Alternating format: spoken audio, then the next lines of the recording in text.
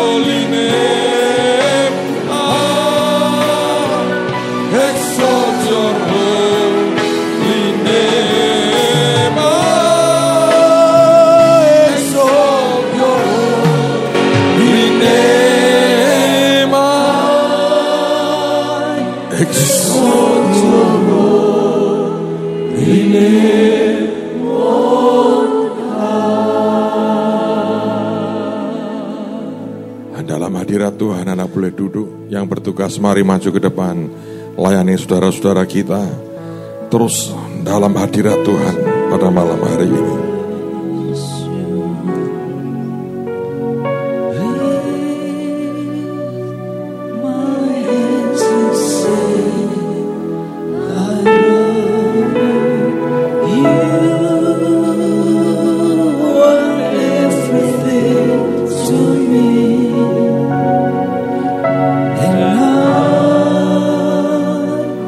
Exalt your holy name.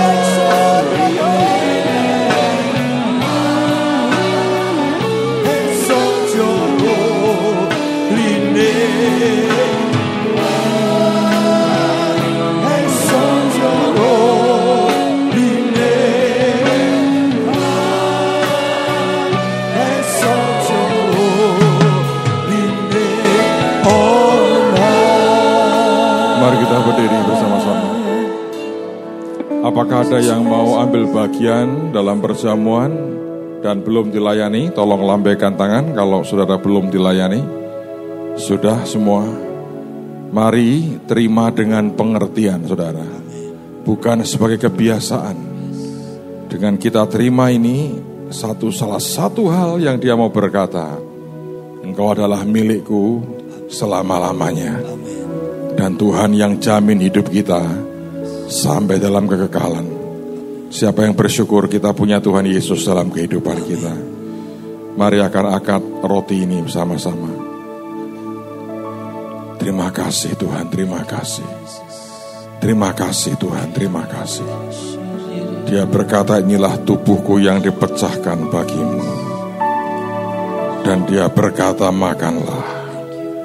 Dengan iman kita makan tubuhnya. Dalam nama Tuhan Yesus, makan. Sesudah makan, ia mengambil cawan yang berisi anggur dan dia berkata, inilah darah perjanjian baru yang ditumpahkan bagimu. Dan Tuhan berkata, minumlah. Dengan iman kita akan minum dalam nama Tuhan Yesus.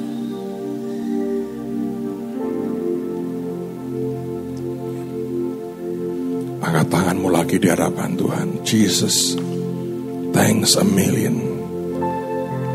Jesus, thanks a million. Biarkan blessing Tuhan, berkat Tuhan turun dengan limpah. Sementara kami akan kembalikan perpuluhan kami dan berikan syukur kami. Ini penyembahan kami dan tanda kami berbuah bagimu.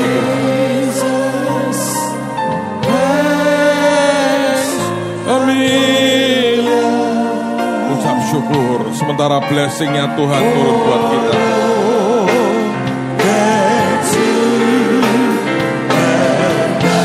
Angkat tangan dan sembah dia lagi.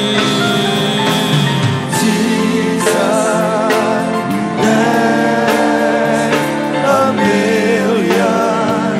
Jesus, thanks a million. Jesus, thanks a million.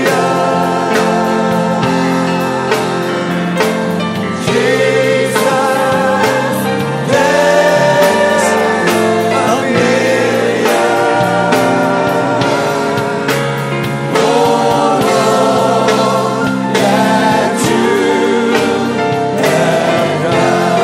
all that you have done. For all that you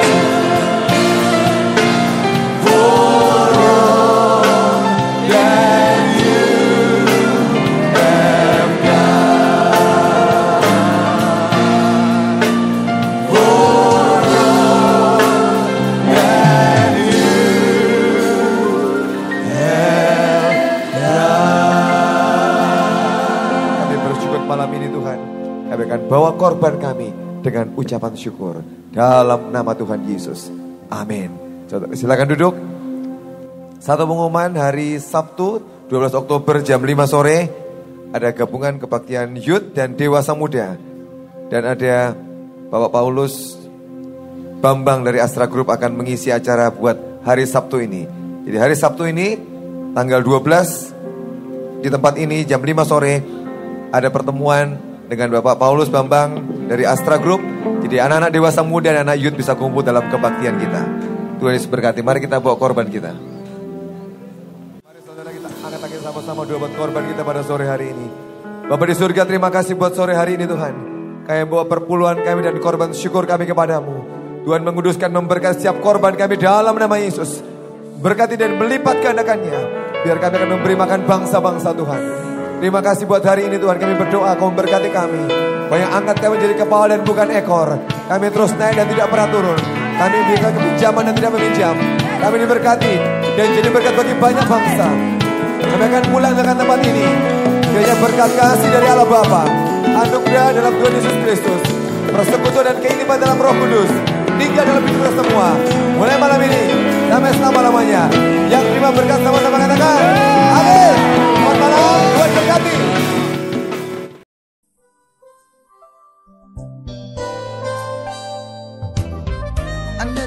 dengan pemberitaan firman Tuhan? Dapatkan kaset, VCD, CD, MP3, dan buku-buku rohani dari hamba-hamba Tuhan, Evangelis Yusak Cipto, Pendeta Petrus Agung, Evangelis Iin Cipto, dan hamba-hamba Tuhan lainnya. Tersedia juga banner dan alat-alat tarian lainnya. Hanya di toko buku Bless to Bless. Bless to Bless. Bless to Bless.